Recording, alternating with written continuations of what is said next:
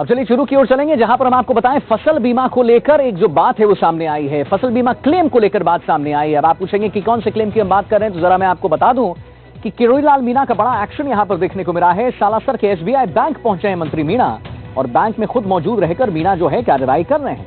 जरा आपको बता दें कि फर्जी किसानों का फसल बीमा क्लेम का ये मामला है। बेनामी जमीन पर 9 करोड़ का बीमा क्लेम उठाया गया है। गजनेर के किसानों का सालासर में क्लेम कटा है और एसबीआई बैंक परिसर में मंत्री किरोड़ीलाल मीणा निरीक्षण कर रहे हैं। उनका निरीक्षण जो है वो जारी है यहां पर। तो बैंक में खुद मौजूद रहकर मीणा जो है यहां पर निरीक्षण कर रहे हैं।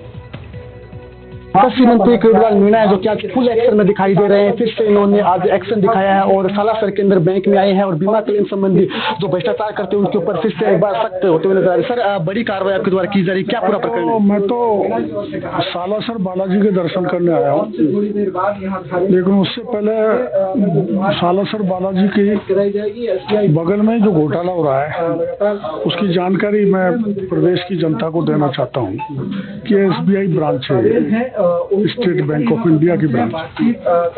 ये तहसीलदार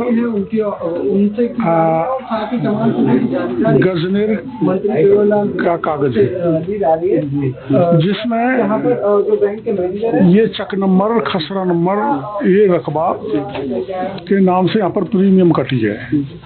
तो हमने वहाँ जाके सूचना ली तो ये तो न तो किसान है, न ये खसरा है, न ये चक है।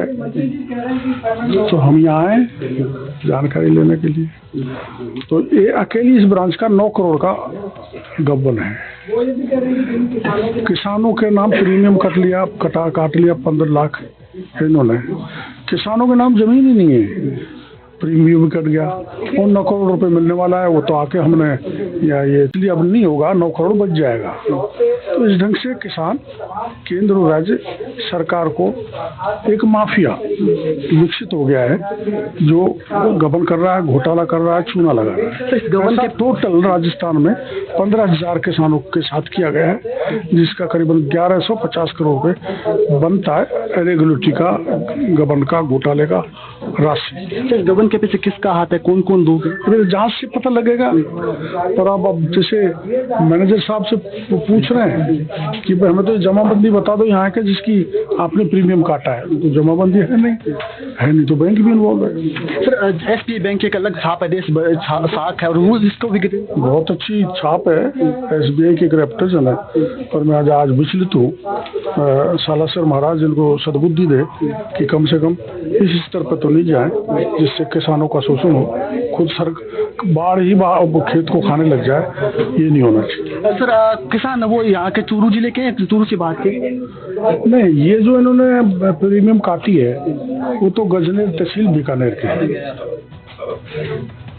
और यहाँ का कोई अता पता नहीं किसानों का? ना, कोई अता पता नहीं। तो सर आगे क्या कार्रवाई होगी अब इसके ऊपर? ढूंढेंगे इन किसानों को जिन्होंने प्रीमियम काटी है और जो करोड़ों का ये क्लेम उठा लिया या उठाने जा रहे हैं, उनके खिलाफ मुकदमा दर्ज करके कार्रवाई कराएंगे। इसमें बीमा कंपनी भी शामिल है, बैंक भी शामिल है। अगर ये कागज नहीं दे पाए तो शामिल है। तो देखिए, मंत्री किरोड़ीलाल मीणा जिन्होंने साफ तौर पे कहा कि कहीं ना कहीं बड़ा घोटाला है वो एक प्रकार से हुआ है और यहाँ पर मंत्री पहुंचे हैं और बड़ी कार्रवाई को अंजाम दे रहे हैं। और कहीं ना कहीं जिस प्रकार से मंत्री पहुंचे उसके बाद एक प्रकार से हड़कंप यहाँ पर बच गए। लेकिन बड़े सवाल भी हो रहे थे, आखिर वो कौन लोग हैं जो किसानों के हक के ऊपर डाका डाल रहे हैं? आखिर मंत्री है, उनको आना पड़ा है और इस प्रकार से बड़े भ्रष्टाचार का पर्दाफाश है वो मंत्री यहाँ पर करते हुए दिखाई दे रहे हैं। एनडीटीवी के लिए चूरू के सालासर से गजेंद्र सिंह।